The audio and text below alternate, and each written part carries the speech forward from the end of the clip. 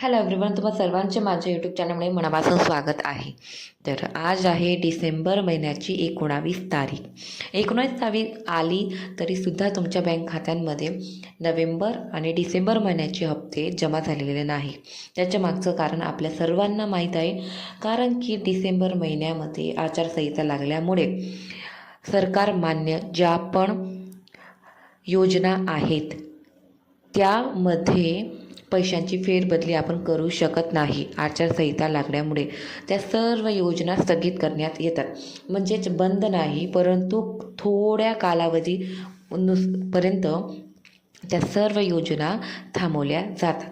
म्हणून तुमच्या बँक खात्यांमध्ये नोव्हेंबर महिन्याचे 1500 रुपयेचा हप्ता हा जमा झालेला नाही. आणि आता एक नवीन बातमी आलेली आहे की तुमच्या नोव्हेंबर आणि डिसेंबर असं दोघंही महिन्याचे हप्ता टोटल 3000 रुपये तुमच्या बँक खात्यामध्ये जानेवारी महिन्याच्या पहिल्या वीकमध्ये जमा करण्यात येणार आहे. कारण की आचारसंहिता डिसेंबरच्या एंडસુધી संपते आहे. त्यानंतर जानेवारी लागते. जानेवारीच्या पहिल्या हप्त्यामध्ये तुम्हाला तुमच्या बँक खात्यामध्ये 3000ची राशी जमा होणार आहे.